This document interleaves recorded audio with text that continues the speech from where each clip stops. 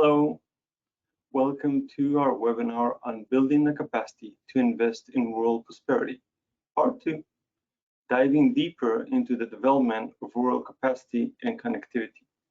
My name is Gal Hochman and I am the CFAIR board chair and a professor at Rutgers University.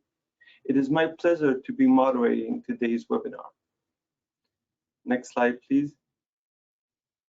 It's the Council on Food, Agricultural and Resource Economics, CFAIR's, mission to translate high-level research and knowledge to a diverse audience that includes policymakers, elected officials, and federal administrators. When we demonstrate the value of the profession to these groups, the Council increases public appreciation for research, extension, outreach, and academic programs in agriculture and applied economics. Next slide, please. Today's webinar is a result of a collaborative effort between the Regional Rural Development Centers, RRDC, and CFAIR, as well as some representative from the Federal Bank. To effectively leverage rural assets for long-term shared prosperity, rural communities need a robust local capacity with solid regional, state, and federal connections. Some rural communities have this strong connected local capacity, while others do not. Historically challenged rural communities especially lack these critical capacities and relationships to alter their future trajectories. Given these realities, how can federal policymakers and their partners best support rural communities as they build and maintain the capabilities necessary to create shared economic prosperity in the future? In this second of the 3 webinar series, RRDC and CFAIR organized, and we seek to highlight the latest research on where capacity currently exists. The webinar also asks about how to build community and economic development capacity in rural communities across the United States, focusing in particular on how to do so in the most historically disadvantaged places and the vital role of the federal government as a critical partner. Next slide, please.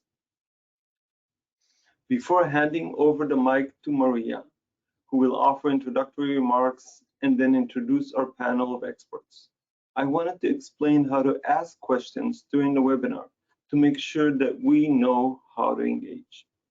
During the webinar, you can put questions to one or all of the speakers by typing it into the box in the control display, accessed by clicking on the question dropdown, as shown on the slide, and sending it to the organizer. Next slide, please. To kick off this webinar, I'll be handing this over to Maria Marshall for the context of today's webinar and to moderate our panel. Maria Marshall is a professor and Jim Louis Ackerman Endowed Chair in Agricultural Economics in the Department of Agricultural Economics at Purdue. She is a director of the Purdue Institute for Family Business and the North Central Regional Center for Rural Development. Maria, the floor is yours. Thanks, Gal. Like Gal mentioned, before we get started, I'd like to provide a little bit of background, not a lot because I think our panelists are going to give us fantastic presentations. Just to set the stage of some of the RRDC work that we've done, kind of sets the stage to talk about rural capacity. So the Regional Rural Development Centers conducted a rapid response survey in the fall and a series of regional and national listening sessions in the spring. Fall of 2021 and the spring of 2022. Dr. Jason Insminger provided some of the results in the first part of the series in a May webinar. I just like to provide some of the context for our discussion on rural capacity and the role it plays in addressing the priorities of rural communities. When we did those listening sessions and the rapid response, we found that the top 4 national priorities for rural communities were infrastructure, economic development, workforce development, and health, probably topics that do not come as any surprise to anyone. However, those were the 4 topics that NGOs, extension, and rural communities felt that they had the lowest capacity to deal with. The feeling of having a low capacity to deal with these high priority issues was consistent across the 4 regions. there was also little belief that organizations would expand in the areas where they perceive that they have the lowest capacity, right? It's really hard to think you're going to expand in an area, or in some areas you might not think that you're good at. We tend, as organizations, to want to stick to what we're good at and we can think we can show impact. So as a result, there's a mismatch between priorities, capacity, and expansion. So we hope that in this panel, we can start to think about how do we define, quantify, and fill this capacity gap. This is what we hope, and I hope that we can learn and discuss today. So with that, CFAIR and the RRDC has assembled a panel of 3 experts to discuss their work, starting with Chris Estes. Chris Estes currently serves as the co-executive director of the Community Strategies Group, CSG, at the Aspen Institute. His current work is centered on a framework of equitable rural prosperity that includes the needed building blocks at the local and systems levels with an underlying foundational principle of dismantling structural discrimination in race, place, and class. Kelly Pohl is Associate Director at Headwaters Economics, an independent nonprofit research organization that works to improve community development and land management decisions so that people and places can thrive. Kelly has worked extensively on rural economic development issues in the West, ranging from adapting to climate-driven hazards to building an outdoor recreation economy. And Paige Kelly is a postdoctoral associate with the Department of Global Development at Cornell University. Her current research focuses on how local governments' social policies affect inequality and poverty by race, rurality, and gender in the United States. With that, we'll start off with some remarks from Chris Estes. Thank you, Maria. So I'm really excited to be here with the panelists and talking about this issue. The Community Strategies Group has been working on rural issues for about 30 years. And in a report that was developed as a toolkit for rural communities, we had done some deep work around what does it take and why should we be focused on community level capacity building in rural communities. We first understood that it was important to measure capacity because often the interventions that rural communities were using to improve their outcomes and their prosperity take a long time. And you need to understand the progress that you're making along that trajectory. And that really involves your actual capacity to do those things.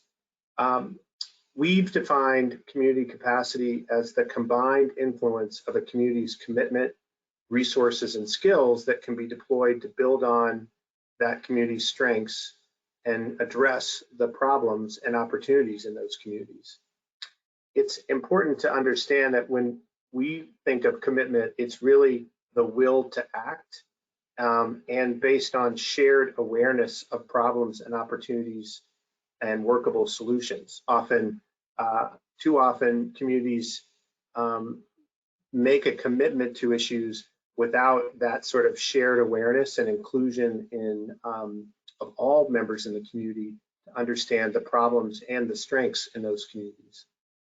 Resources refers to financial, but also natural and human assets, and the intent to deploy them intelligently and fairly. It includes having information that will ensure the best use of these resources. Again, it's not just the exploitation of resources, but the judicious and sustainable use. And then skills includes all the talents and expertise of individuals and organizations that can be marshaled to address problems, seize opportunities, and add strength to existing and emerging institutions. It's really built, that's question of sort of how do you build it, by involving and educating community members, shaping opinion, and galvanizing that community's commitment to act. It's important, it's built by attracting and collecting resources and information and shape ways to deploy these to catalyze real change in how problems are addressed and opportunities are seized. And it's built by organizing people and work in order to develop skills and coordinate and manage a sustained effort that builds up the positive qualities of community life. And I say this in the context that there's often a real misunderstanding or failure to distinguish between technical assistance and capacity building. Next slide, please.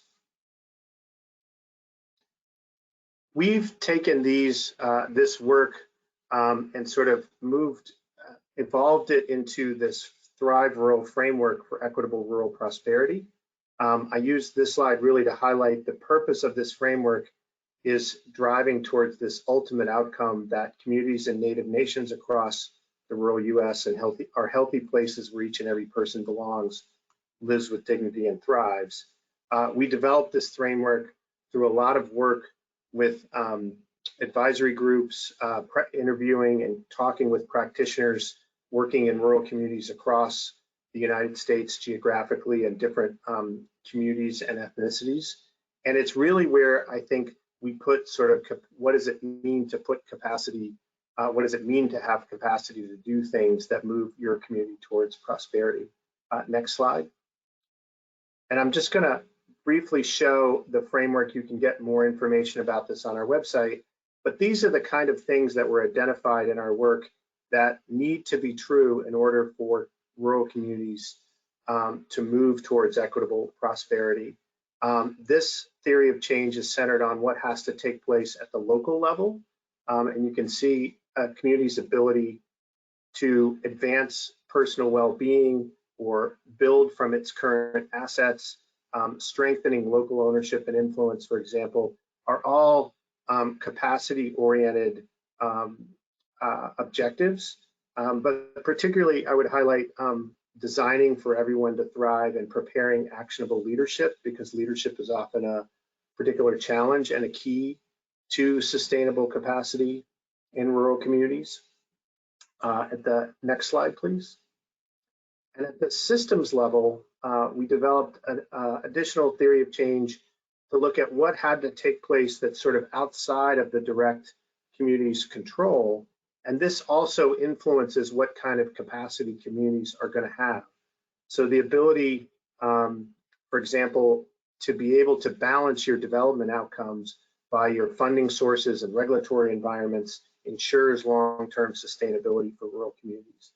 The idea of having a cohesive rural policy lens is really important and is currently missing in much of our government and state level funding, for example, so that things don't work in concert and they aren't flexible enough to sort of respond to what communities need. And then the final thing I'll highlight in this theory of change is the ready rural capital access and flow. The resources that come out of particularly government and philanthropic institutions need to be readily available, accessible, affordable, and consistent.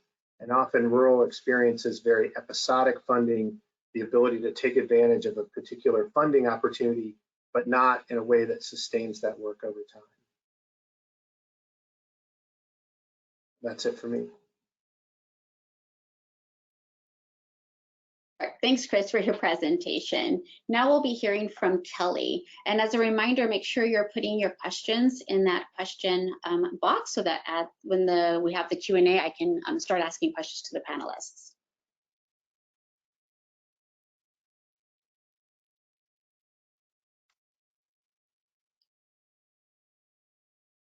Thanks, Maria. And thanks so much for having me here today. I'm really honored to be a part of this conversation and to share with you our Rural Capacity Index. Headwaters Economics is an independent, nonpartisan, nonprofit research group. We're based in Montana and we work nationally to improve land management decisions and help communities thrive in a changing world. So we work to uncover policy insights, make complex data actionable, and illuminate inequities, especially in rural places and communities threatened by climate-driven disasters. We partner with communities all over the country, and I want to start today by telling you about one. Next slide, please. And that's Three Forks, Montana, just a few miles from where I'm calling from today. It's a town of about 2,000 at the headwaters of the Missouri River. And recently, new flood maps revealed a large portion of the city had high flood risk, threatening hundreds of homes. This was essentially an economic death sentence for Three Forks. But the city's two smart and capable staff, Crystal Turner and Kelly Smith, knew they would need help finding a solution. As is the case in many small towns, these two women wear many hats: city manager, city clerk, floodplain administrator, planner, finance director. They don't have engineers or grant writers on staff, and they don't have tax rolls to foot the multi-million-dollar bill needed to mitigate their flood risk. And they had been unsuccessful in securing federal grants. Next slide, please. And Three Forks is not alone. There are thousands of places just like Three Forks across the country. And too often, climate resilience and adaptation funding is not reaching rural communities. So while a lot of attention has rightly been paid to inequities in race and class, less attention is given to spatial vulnerability. And this led us to ask a few key questions. How widespread are capacity problems, especially for climate adaptation? We wanted to highlight the scale of the challenge on a national level so that we could target solutions. And we also asked capacity for what? In our case, we wanted to know about the capacity to secure, administer, and manage federal funds, specifically for climate. So we set out to build the first of its kind national capacity map. Next slide, please. And this is the result. Areas in dark orange have lower capacity, and areas in dark gray have higher capacity. You can see that capacity challenges are widespread across the country, but we find they are most pronounced in the interior part of the United States, especially in the Midwest, Gulf Coast, and Rocky Mountain states. You can test out the map at our website. It's interactive. It's available at 3 levels of geography: county, county subdivision, and community, because those are the jurisdictions that most often pursue federal funding. Next slide, please. We wanted to evaluate a lot of different metrics to include in the tool, and we settled on indicators of capacity that help answer questions about things like local government staffing to understand the professional expertise in a community, the institutional capacity, like whether there is a university or a college in the region, economic opportunity, like whether a community is gaining or losing population, and the levels of education and engagement in the community. Next slide, please. And we work to incorporate indicators that address uniquely rural challenges. For example, rural communities are more likely to have specialized economies, often related to their geography and their proximity to public lands. So they're often dependent on natural resource extraction, outdoor recreation and tourism, and agriculture. And because of this, they experience boom-bust cycles. So to try and capture this uniquely rural vulnerability, we incorporated a measure of income volatility in the index. Next slide, please. When you visit the tool on our website, you can search a community and see the individual components that make up the index, in addition to the community's total score. We've also made the data available for download, so you can use it in your own analyses, and it's available for all 50 states and Washington, D.C. Next slide. We also wanted to examine capacity in the context of climate-driven hazards. And we find there are thousands of communities with low capacity and high risk. Flooding is shown on the left in blue and wildfire shown on the right in red. You can see that there are thousands of communities with high exposure to these risks and low capacity.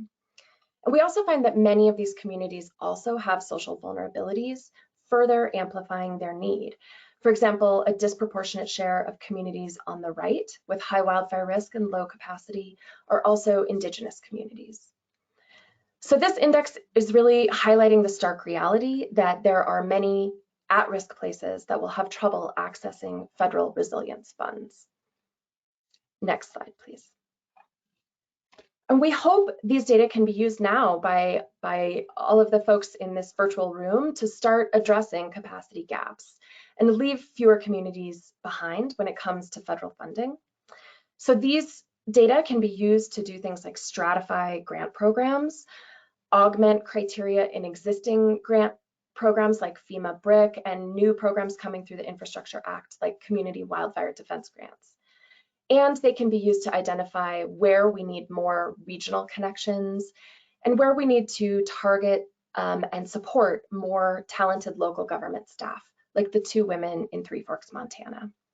So I hope you can use this tool. The link is in the chat, along with all of the other strategies we're hearing about today to reduce the number of places being left behind. Thank you.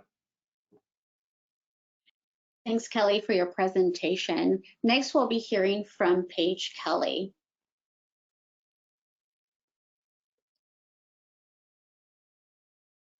Thank you. My name is Paige Kelly, and I'll be presenting some research today I conducted in collaboration with a colleague at Ohio State University and funded by USDA NEFA, entitled Local Government's Capacity Across the Rural-Urban Continuum. Next slide, please. So I will report on some recent findings about rural-urban variation and key factors important to improving local economic prosperity and population well-being, particularly that of government capacity. And then I'll move into how does governmental capacity influence their ability to address communities' fiscal and location-related challenges, and to provide necessary public services, economic development policies and activities, and collaborative synergies across local governments. Next slide, please. So our research fills an important gap by examining local governments across both urban and rural communities in the US. And specifically, we focus on county governments. And this is because counties cover both large urban and small rural areas and are a major government for unincorporated places, making them specifically well suited for analyzing rural-urban differences. So quickly, some information about our data and some of the general limitations that rural scholars face in studying these differences. So first, to date, there are no national databases on localities' policies. And this has resulted in researchers producing their own databases, typically by surveying officials or reports of their services and activities. And then among data that is available, the most often used are survey databases such as those from the International City and County Manager Association, but they tend to have low response rates and to largely cover large urban counties or cities rather than rural areas. So to address this gap on data in rural local governments, we have conducted 4 waves of a national survey of county governments. And today I will be presenting some findings from our latest wave, which was in 2018 and 2019, for which we had a 36% response rate, which accounts for about 1,097 counties. Next slide, please. So here's a breakdown of our respondents by rural-urban status, and I will report some findings for metro counties, non-metro adjacent counties, and then non-metro non-adjacent. And just so we understand what this means, adjacent counties are those that share a geographical border with a metropolitan county, while non-metro are typically considered remote rural that are distant from metro areas and their labor markets. And from our survey, about 62% of the respondents were non-metro or rural counties. Next slide, please. So just moving through some general statistics. First, we ask about different kinds of measures of administrative capacities of county governments. And note that rural counties are less likely to have on-staff planners, grant writers, economic development professionals on staff. And then on a more basic level, we also see that rural counties, both adjacent and non-adjacent, are less likely to have a website for residents to find information about their government and their services. Next slide, please. And then looking at some of the challenges that local governments face that cause fiscal stress, we asked whether in the past 3 years, how important the following problems had been for county governments' finances. And we see across all areas, rural counties continue to be under greater fiscal pressures. This includes from declining federal and state revenue, declining tax bases, and citizen pressure to reduce taxes being more likely to be reported as very important sources of fiscal stress among rural governments relative to their metro urban peers. Next slide, please. Next slide, sorry. Next, we looked at location-related challenges for local governments. These barriers included labor force quality, inadequate infrastructure, lack of major employers, quality of public schools, cost and availability of land, as well as political opposition. And overall, non-metro counties report a greater number of barriers. So while adjacent counties are potentially poised for growth, relative to metro counties, they fall short on the needed ingredients and are more likely to have reported inadequate telecommunication and lack of capital and funding. At the same time, they suffer from some of the same limitations as remote rural counties, such as fewer local employers. Yet, it should be stressed that remote rural counties face the most intractable barriers, with nearly half reporting population loss as a barrier to economic development. Next slide, please. Finally, exploring the types and programs and policies local governments engage in across the rural-urban continuum have been shown to affect community well-being. So among public services typically provided by county governments, such as EMS, housing assistance, elder care, or childcare, non-metro counties were significantly less likely to provide 15 out of the 28 services we surveyed on relative to their metro peers. Additionally, in line with other findings shown today, this continues to follow a service gradient, with metro areas providing the most services, followed by adjacent counties, and then remote rural counties providing the fewest. In terms of economic development activities, we explored approaches aimed at both attraction of outside businesses, as well as small business supports that were aimed to support local entrepreneurs. Regardless of these types of economic development strategies, non-metro counties reported engaging in fewer of these policies. Next slide, please. And then finally, we explored collaboration among governments, as this has been noted as a key strategy for boosting local government capacity. We asked whether their county engaged in collaboration with other governments on 8 services recognized as broad community development strategies, such as affordable housing strategies, tax-based sharing, regional economic development strategies, etc. And on average, counties engage in about 3 out of 8 of these strategies, with urban counties using a greater number of these strategies, and then followed by adjacent and then remote rural counties. For all counties, the top 3 collaborative strategies were mutual aid for fire, police, and EMS, regional economic development strategies, and road maintenance. Next slide, please. So just in conclusion, this research really highlights the important implications of rural areas lacking local government capacity. So first, due to their greater capacity, urban counties and their governments will be better able to protect their citizens and poor at large. Meanwhile, rural areas will continue to be left with very minimalist governments, which risks reinforcing some historical patterns of spatial inequality. Thank you. Thank you, Paige, for those were really wonderful presentations. Thank you very much, Maria, and thank you for a very interesting and thought-provoking discussion.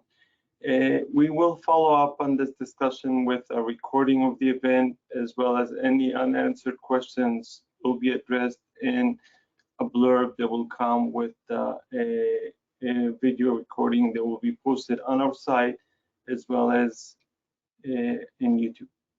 We want to let you know, the audience, that immediately following this, you will be sent a follow-up survey.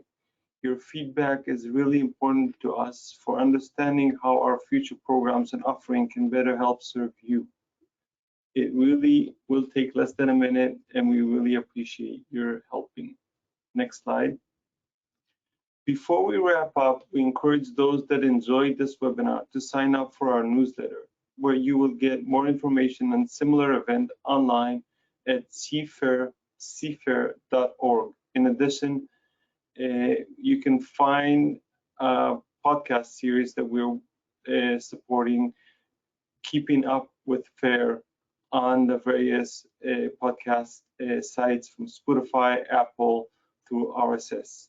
Just search our name in any one of these platforms, the Council on Food, Agricultural, and Research Economic.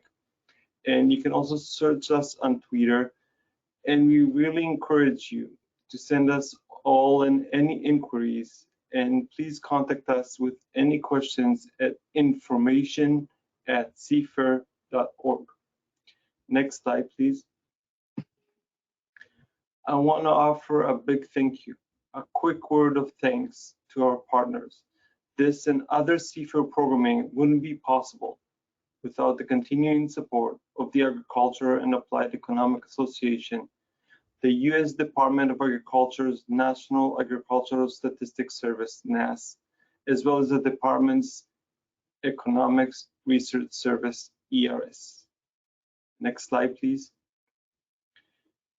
We want to give a big thank you to our panelists and their moderator. And I also want to thank the colleagues that helped make all these events, this one as well as the other two webinars, possible. From the RRDC, Stefan and Jason, to the Federal Reserve Bank, Andrew, and also thank our staffer, Lisa. Lastly, we want to thank you, the audience. We're passionate about this subject, and we think that you are too. But it's not a small thing to give up an hour and spend it with us. We hope you all enjoyed this event as much as we enjoyed hosting it. Thank you very much and have a great day.